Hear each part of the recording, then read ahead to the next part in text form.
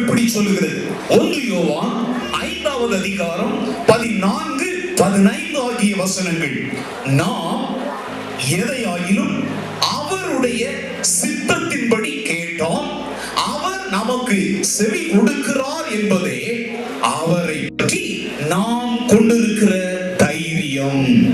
கர்த்தரை நம்புகிற ஒவ்வொரு பிள்ளைகளுடைய உள்ளத்திலும் ஒரு தைரியம் இருக்குது. அது என்ன தைரியம் தெரியுமா? யார் வேணாலும் வரட்டும், எனக்கு ரொம்ப பலன் இருக்கு, நான் எதையும் சாதிச்சிடுவேங்கிற தைரியம் இல்ல. நான் என் தேவனிடத்திலே அவருடைய சித்தத்தின்படி எதையெல்லாம் கேட்கிறேனோ அதையெல்லாம் நான் அவரிடத்தில் இருந்து அடைந்து கொள்ளுவேன். Praise the Lord. நல்லா கவனிங்க.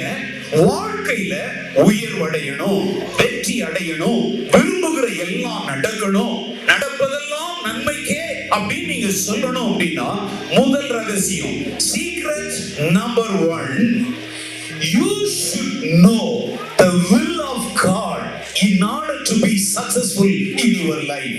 உன்னுடைய வாழ்க்கையில நீ ஒரு வெற்றிகரமான நபராக மாறணும்னா உன்னுடைய வாழ்க்கையை குறித்த தேவ சித்தத்தை நீ முதலாவது அறிந்து கொள்ள வேண்டும். லூக்கா 5வது அதிகாரம். சீமோன் பேதுரு இரவெல்லாம் வலை வீசி மீன் பிடிக்க முயற்சி செய்தான். ஒரு மீன் கூட கிடைக்கல. எத்தனை மீன்? ஒரு மீன் கூட கிடைக்கல. காலையில மிகுந்த கவலையோடு படகை விட்டு இறங்கி வீட்டுக்கு போறதுக்காக வலைகளை உட்கார்ந்து சுத்தம் பண்ணிட்டு இருக்கிறோம். நான் பிரசங்கிக்கிற இயேசு அந்த கலிலேயா கடற்கரைக்கு வந்தார். வந்து அந்த பேதுருவை பார்த்தப்பா, திரளான ஜனங்கள் நான் பேசுறத கேட்க விரும்புறாங்க, கொஞ்சம் படகு அப்படி கொஞ்சம் உதவி செய் அப்படிங்கிறார்.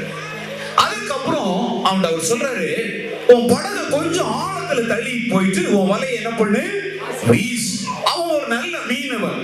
அவனுக்கு நல்லா தெரியும், இரவு நேரத்துல மீன்கள் ஆழத்துல இருக்கும், பகல் நேரத்துல அதெல்லாம் கரைக்கு வந்துடும் அவனுக்கு நல்லா தெரியும்.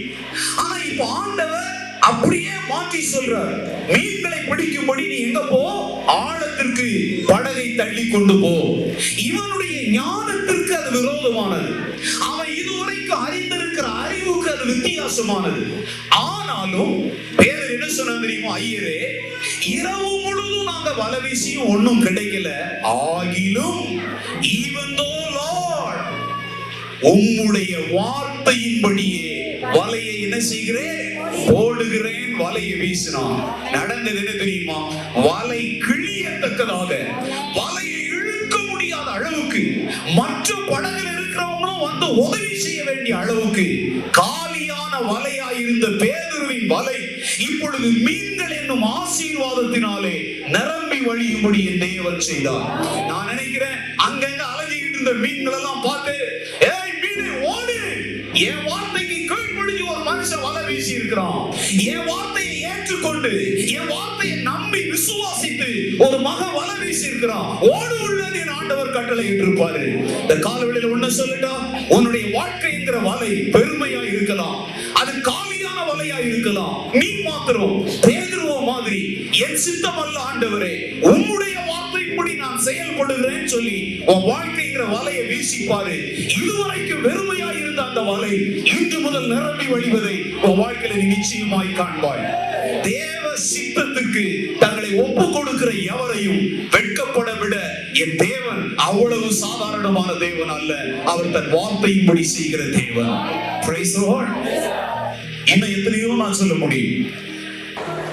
சவுல் என்கிற மனிதன் கிறிஸ்தவத்தை அழிக்கும்படியாய் புறப்பட்டு போனவனை தமஸ்குவின் வழியிலே தேவன் சந்திக்கிறார். தேவனை அறியாதவனாய் இருந்தான். தேவனுடைய வல்லமை அவனை சந்தித்த உடனே அவன் கேட்கிறான், ஆண்டவரே நீ யார்? அதுக்கு ஆண்டவர் சொல்றார், நான் தான் இயேசு. உடனே இவன் கேட்ட கேள்வி என்ன தெரியுமா? ஆண்டவரே, நான் என்ன செய்ய சித்தமாய் இருக்கிறேன். இதுவரைக்கும் ஏன் சித்தப்படி நடந்தேன், என் மனம் போல நடந்தேன், என் விருப்பப்படி நடந்தேன், என் கண்ணின் காட்சிகளிலும் என் நெஞ்சின் வழிகளிலும் நான் நடந்தேன். ஆனா இன்னைக்கு இயற்கைக்கு மேலாக ஒரு சூப்பர் நேச்சுரல் மெத்தடா நீர் என்னை சந்தித்திருக்கிறீர் ஆண்டவரே. இனிமேலும் உம்முடைய சித்தத்திற்கு நான் எதிர்த்து நிற்க விரும்பவில்லை, உமது சித்தத்திற்கு நான் அடி பணிகிறேன் என்று தேவ சித்தத்திற்கு சவுல் தன்னை ஒப்பு கொடுத்ததனுடைய விளைவு என்ன தெரியுமா? அவன் வாழ்ந்த உலகத்தை அவன் அசைக்கிறவனாய் மாறினான். He became a great man of God. அவன் ஒரு பெரிய அப்போஸ்தலன் அப்போஸ்தலனாய் ஒரு மாபெரும் தேவ மனிதனாய் மாறினான். உன்னுடைய வாழ்க்கையில தேவனுக்காக அரிய பெரிய காரியங்களை நீ செய்ய விரும்புகிறாயா? உடைந்து போன அநேகருடைய வாழ்வை கட்டி எழுப்புவதற்கு தேவனுடைய கரத்திலே ஒரு வல்லமையுள்ள பாத்திரமாய் நீ மாற விரும்புகிறாயா? சவுல் சொன்னது போல, நான் என்ன செய்ய சித்தமாய் இருக்கிறீர் ஆண்டவரே, நான் நடக்க வேண்டிய பாதையை எனக்கு நீர் காட்டும் என்று ஆண்டவருடைய கரத்திலே உன்னை நீ தாழ்மையோடு அர்ப்பணிப்பாயானால் சவுலை பவுலாய் மாற்றின தேவன், ஒன்றுக்கு உதவாதவனாய் இருந்த சவுலை தேவ ராஜ்யத்தின் அப்போஸ்தலனாய் மாற்றின தேவன் உன்னுடைய வாழ்க்கையை மாற்ற வல்லவராய் இருக்கிறார். உன்னுடைய வாழ்க்கையை கொண்டு இந்த உலகத்தில் ஆயிரம் ஆயிரம் மக்களுடைய வாழ்வை கட்டி எழுப்ப நான் பிரசங்கிக்கிற இயேசு வல்லவராய் இருக்கிறார். Praise the Lord. என்னுடைய இளமையில ஒரு நாள் என் தாயை நான் எழுத்து பேசிட்டேன். எங்க அம்மா என்னைய பார்த்து சொன்னாங்க, டேய், உன்னை பெத்ததை விட ஒரு தென்னை மரத்தை நான் பெத்திருந்தேன்னா அது எனக்கு தேங்காயாவது கொடுக்கும்டா அப்படின்னு சொன்னாங்க. நல்லா கவனிங்க. அப்படியானால் நான் எவ்வளவு மோசமானவனாக, எவ்வளவு உதவாக்கரையா இருந்தா என்னை பெற்ற தாய் எப்படி சொல்லி இருப்பாங்க. ஆனா நான் ஒன்று சொல்லட்டா, என் தாய் கூட என்ன தள்ளும் நிலைமை வந்தது. என்னுடைய துன்மார்க்கம், என்னுடைய கீழ்ப்படியாமை, என்னுடைய அடங்காப்பிடாரித்தனத்தை ஆண்டவராகிய இயேசு ஒரு நாள் சந்தித்தார். கடற்கரையில, சென்னை மெரினா கடற்கரையில வாழ்க்கையில நிம்மதி இல்லாமல் தற்கொலைக்காக நான் ஓடின அந்த இடத்துல இயேசுவின் அன்பு, இயேசுவின் வார்த்தை, இயேசுவின் வல்லமை என்னை தடுத்து நிறுத்தியது. சாக விரும்பின என்னை தேவன் கிருபையாய் தூக்கி எடுத்து அவருடைய உயிர்த்தெழுதலின் வல்லமையை இந்த உலகத்தினுடைய காடுகள், மலைகள், தீவுகள், கிராமங்கள், பட்டணங்களிலே அறிவிக்கிற ஒரு கருவியாய் தேவன் நிறுத்தி வைத்திருக்கிறார். அந்த மனுஷனை தான் இப்ப நீங்க பார்த்து கேட்டுக் கொண்டிருக்கிறீர்கள். தேவனுடைய சித்தத்திற்கு தன்னை ஒப்புக் கொடுக்கிற ஒரு மனிதன், அவன் பட்டிக்காட்டானா இருந்தாலும் சரி, அவன் பட்டணம் தானா இருந்தாலும் சரி, பேதம் இல்லாமல் அவனுடைய வாழ்க்கையை அநேகருக்கு பிரயோஜனம் உள்ள வாழ்க்கையாய் மாற்ற நான் பிரசங்கிக்க இயேசு வல்லவர் என்பதற்கு நானே உங்களுக்கு முன்பாய் சாட்சியாய் இருக்கிறேன். என்னை மாற்றின இயேசு உங்களையும் மாற்ற வல்லவராய் இருக்கிறார். என்னை பயன்படுத்துகிற இயேசு உங்களையும் பயன்படுத்த வல்லவராய் இருக்கிறார். வேதம் சொல்கிறது, தேவனிடத்தில் பட்சபாதம் இல்லை. God is no respecter of persons. நீ படித்தவனானாலும் சரி, நீ படியாதவனானாலும் சரி, நீ பணக்காரனா, நீ ஏழையா, நீ அழகுள்ளவனா, அழகு இல்லாதவனா, நீ அந்தஸ்து உள்ளவனா, இல்லாதவனா என்பதை தேவன் பார்க்கிறதில்லை. தன் சித்தத்திற்கு தன்னை ஒப்புக் கொடுக்கிற பாத்திரங்களை மாத்திரமே அவர் தேடிக் கொண்டிருக்கிறார். கொலோசையர் 1வது அதிகாரம் 9வது வசனத்துல பவுல் சொல்லுகிறார், இது நிமித்தம் நாங்கள் உங்களுக்காக இடைவிடாமல் ஜெபம் பண்ணுகிறோம். நீங்கள் எல்லா ஞானத்தோடும் ஆவிக்குரிய விவேகத்தோடும் அவருடைய சித்தத்தை அறிகிற அறிவினாலே நிரப்பப்பட வேண்டும். அப்போஸ்தலனாகிய பவுல் என்ன சொல்கிறார்? ஒவ்வொரு தேவ ஜனங்களும் தங்களை குறித்த தேவ சித்தத்தை என்ன செய்ய வேண்டும்? அறிய வேண்டும். அன்பான சகோதரனே, அன்பான சகோதரியே, அன்பான தம்பி, தங்கச்சி, பிள்ளைகளே, நேரத்தில் உங்களை நோக்கி வருகிற தேவனுடைய வார்த்தை என்ன தெரியுமா? உன்னுடைய வாழ்க்கை தேவனுடைய சித்தத்தின் மையத்தில் இருக்கிறதா? நீ இன்றைக்கு செய்து கொண்டிருக்கிற காரியங்களை தேவ சித்தத்தின்படிதான் செய்கிறாயா? இன்னைக்கு நீ எண்ணிக்கொண்டிருக்கிற உன்னுடைய எண்ணங்கள் எல்லாம் தேவனுடைய சித்தம் தானா? இதை முதலாவது நன்றாக கவனி. தேவனுடைய சித்தத்தின் மையத்தில் இருப்பது நமக்கு பாதுகாப்பு. It is always a matter of security if you live your life according to the will of God. தேவனுடைய வார்த்தையை மையமாய் கொண்டு உன்னுடைய வாழ்க்கையை நீ நடத்துவாயானால் அதுவே உனக்கு பாதுகாப்பு. இது ரகசியம் நம்பர் 1.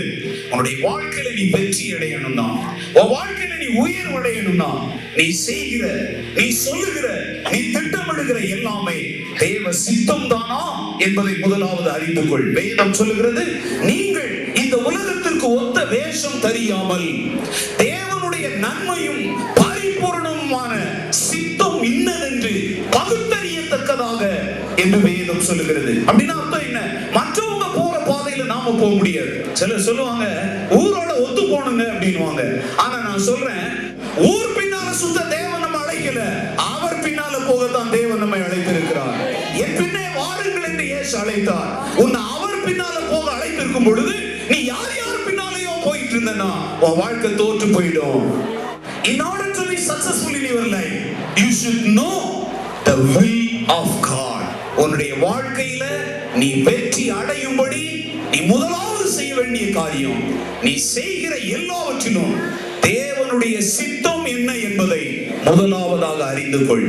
ஒருவேளை நீ செய்ய விரும்புகிற காரியம் தேவனுக்கு சித்தம் இல்லாததா இருக்குமானால், உன் சித்தம் என் பாக்கியம் ஆண்டவரை ஒப்பு கொடுத்து விடு.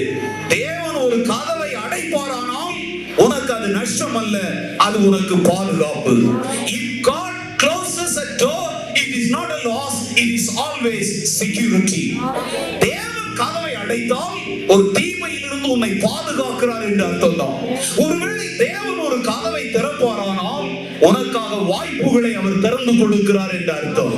If God opens a door, it is always an invitation to success and blessing. தேவன் திறக்கிற கதவின் வழியாய் போ, தேவன் பூட்டுகிற கதவு பக்கத்துல பயணத்தை நிறுத்திடு.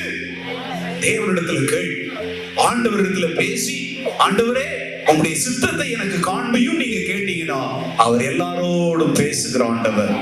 இயேசு கிறிஸ்து எல்லோருக்கும் அவர் நண்பர், அவர் எல்லோருக்கும் தெய்வம், அவர் எல்லாருக்கும் இரட்சகர். பிள்ளைகள் முதல் பெரியவர் வரை யாரானாலும் சரி உள்ளம் திறந்து நீர் சொல்லும் ஆண்டவரே நாங்கள் கேட்கிறோம் என்றால் அவர்களோடு பேசுகிற ஆண்டவர், அவர்களை வழி நடத்துகிற ஆண்டவர்.